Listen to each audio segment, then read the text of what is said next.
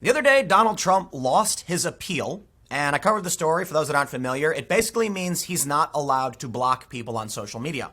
It all stems back from a lawsuit after, I believe it was the Knight Foundation, filed a suit on behalf of around 7 people, claiming that Trump has no right to block them. It's a First Amendment violation.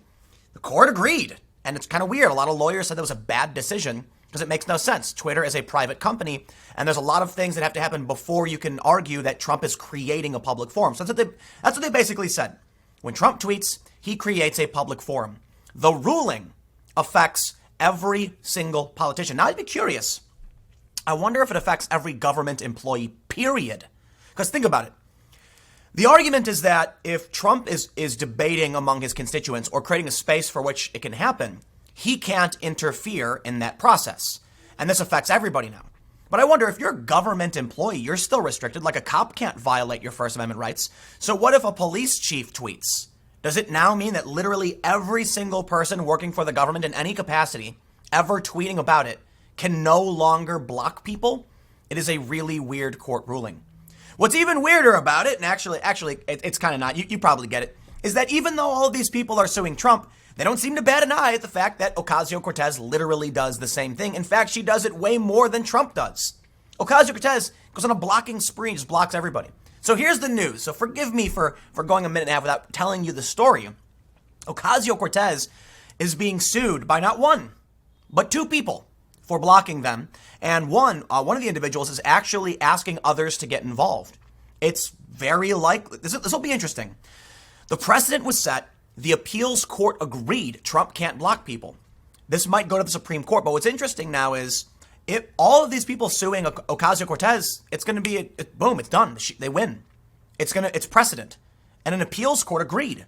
So Ocasio-Cortez needs to unblock people. Why she hasn't, I don't know. But I love how you have these people on the left screaming about Trump, saying nothing about AOC.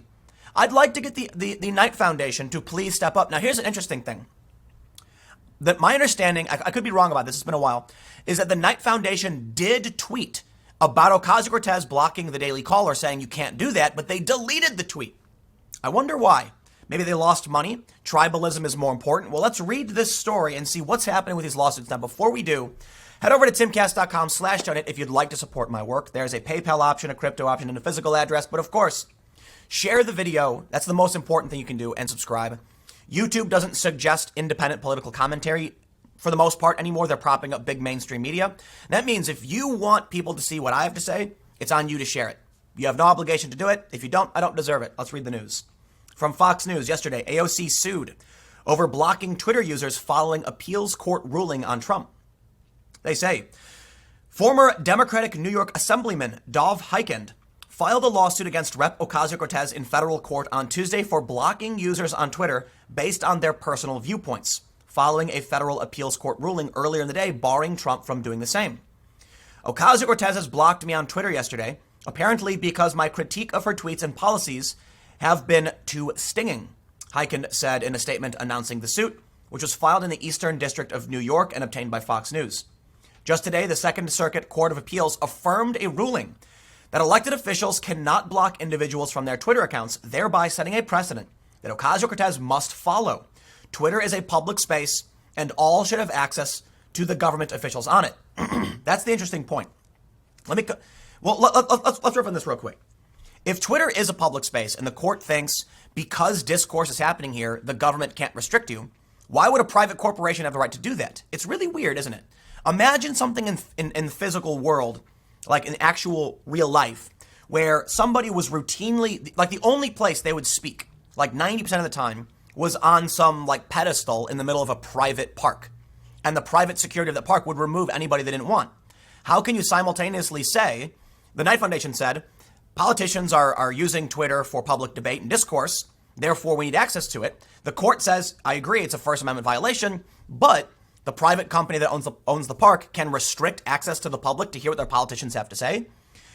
Maybe there's no legal grounds for stopping them because the politicians are choosing to use the private space for their speech. But then it's interesting if the court recognizes the government can't restrict your access to the space, but the private company can. And actually, that kind of makes sense. It does. The government can say, hey, look, we're going to stay out of it, right? We can't stop you. But if you want to use the private platform, that's their business. It's actually a really interesting ruling that I believe may result in a lawsuit, right? In order for these changes to happen, involving censorship and access to the public space, a couple things need to happen. Essentially, a couple lawsuits. The first, Twitter, Facebook, Google need to be challenged on Section 230. It's not about necessarily getting the law on 230 changed. Okay, so for those who aren't familiar, Section 230 of the Communications Decency Act provides immunity to an online service and its users from liability based on what other people post. That literally means if someone on Twitter says something, you can't sue Twitter. And if I tweet something and someone responds, you can't sue me for the response. The issue is not whether or not 230 should exist or be removed. It's whether or not the courts will interpret 230 to grant the right of Twitter to censor people based on their opinions, like Meghan Murphy, who said men aren't women, though, or whether or not they will agree that Twitter is a neutral, like they can moderate how they see fit. So the issue is, if Twitter has editorial guidelines, and they do, if Google does, YouTube, Facebook, they do, then the question is, are they immune under Section 230? Okay, it's simple. Wall Street Journal is not immune under 230. Why? Because the Wall Street Journal chooses what to publish. Meaning, when the Wall Street Journal publishes a story, they are saying this is our speech. Twitter argues, under the First Amendment, that is not ours. Actually, so Twitter is, and Facebook and YouTube do two things. They're arguing both ways, and this is why they need a challenge.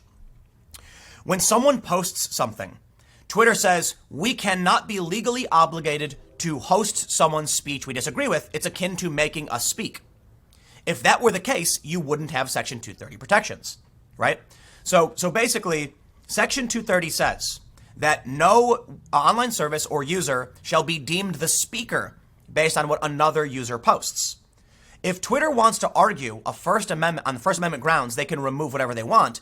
They're actually saying 230 doesn't apply to them. Here's what needs to happen. Okay, sorry for the weird, complicated, talk about law. Forget the Hawley bill that wants to change the law. Forget revoking 230. There needs to be a lawsuit. The lawsuit will argue Twitter says we cannot be forced to speak on behalf of an individual. They are saying they are the speaker. They are also implementing editorial guidelines as to what is allowed on the platform. This is literally the same thing as the New York Times and the Wall Street Journal, who don't have the same protections. Unless you want to argue they do, and then you can never sue the New York Times for libel. That makes no sense. If Twitter says, this is what's acceptable on our platform, and we will remove anything that we don't want to be forced to speak, they are saying they are a publisher. And the reason that's important is that means they don't have 230 protections. It doesn't matter what the law says as of now. It means there needs to be a lawsuit, and a court will then decide whether or not they are a platform or a publisher and are protected. If they lose, prepare to see the rules change fast. And all of a sudden, Twitter will say we can't moderate because that means we're accepting it's our speech. They won't do that. Anyway, I digress. Let's talk about what's happening with these lawsuits.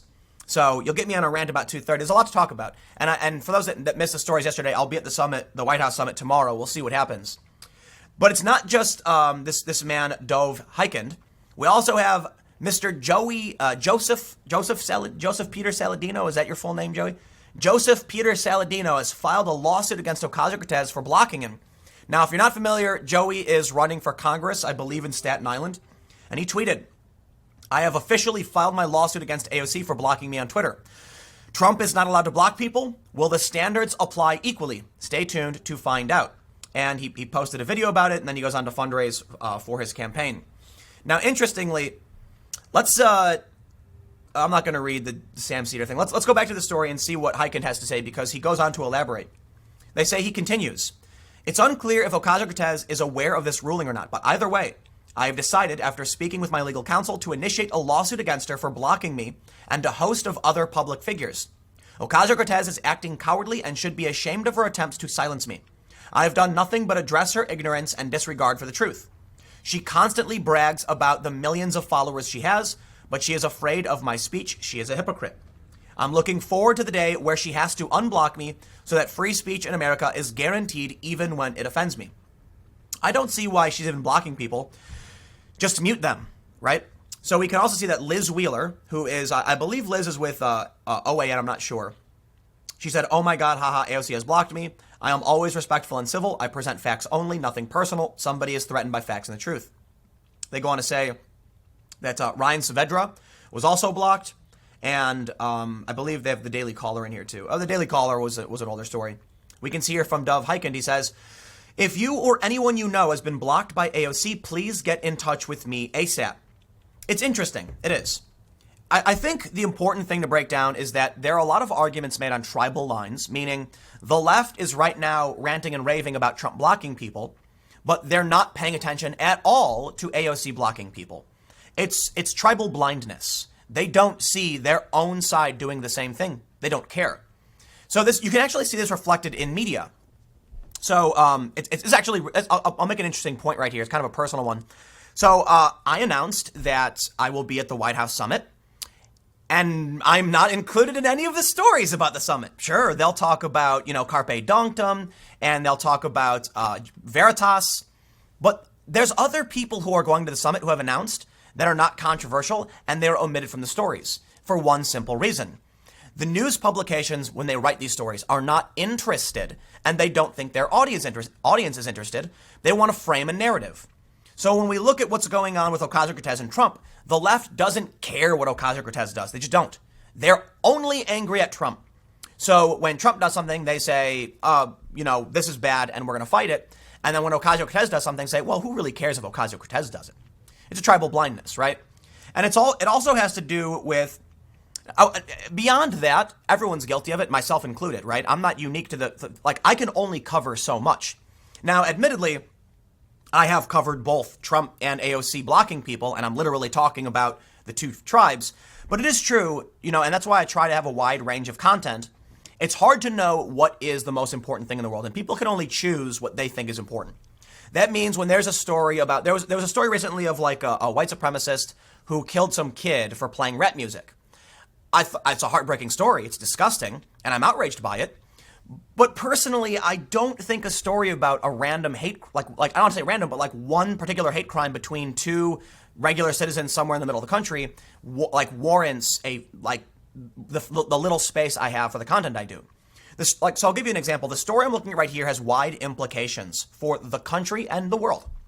And while the story of this kid getting killed for doing nothing by a sick lunatic is horrifying, it's like a random act of violence. Is it bad? It is.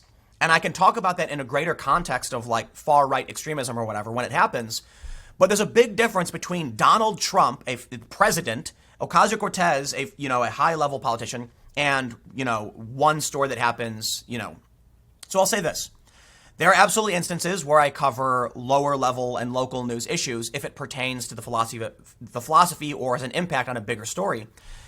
The point I'm trying to make is I don't necessarily blame outlets on the left for ignoring stories like this because they're not focused on it.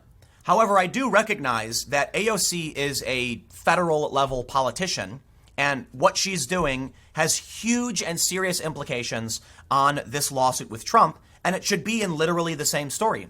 If the Wall Street Journal, CNN, and the Washington Post want to write about Donald Trump blocking people, this should be in the story. It should say other politicians have been called out for blocking people. Now, sometimes they do this, but for the most part, they don't. Why? Tribal blindness? Orange man bad? We don't care about Ocasio-Cortez. Well, I think at the federal level, there's a lot to talk about. I've talked about Steve King getting pulled from his committees, and I've talked about Ilhan Omar not. And I think, I try to do my best, but in the end, people are blind to what their own side does. Plain and simple. And thus, we have all of these people shrieking about Trump blocking people, demanding he unblock them, while ignoring the fact that Ocasio-Cortez does this. And I'll end with the final point that when and I could be wrong, I'm going to say that, but I'm pretty sure the Knight Foundation tweeted something criticizing Ocasio-Cortez and then deleted it. I have it in a video somewhere, and after the video was done, I went back and the tweet was gone. I thought it was hilarious. They probably got reamed by the left saying, "Don't go after Ocasio-Cortez. What are you doing?" And then they pulled back. Because this is what we see. The ACLU used to defend civil liberties. Now what do? Tribal partisanship. The ACLU is literally defending racism at Harvard. I'm not even exaggerating, the literal definition of racism. Harvard is saying, if you look like this person, we're going to restrict access. We're going to make it harder for you to get in. They're saying Asians have to score higher, period. Okay, that's racist. You're literally saying based on what you look like, you can't come to the school. And the problem I have with this is that, I'm not going to rant on this too long. The assumption is that all Chinese people, like all Asians are Chinese, if that's the case. Because what happens is wealthy immigrants can get into these schools, and they do, and poor immigrants can't, and then they say, too bad, you're Asian. The ACLU now defends that. So we've got a real problem with tribalism in this country. And this should be a good example.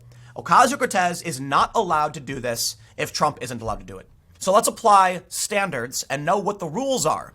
But I'll say this, if there's one thing I've seen a whole lot of from the left and from the media, it's double standards. So it's not like the right is not, is immune, but it really is just every day with the left, double standards in some capacity, So, look, they even changed the definition of racism so that they can claim something is or isn't racism. It's literally a double standard.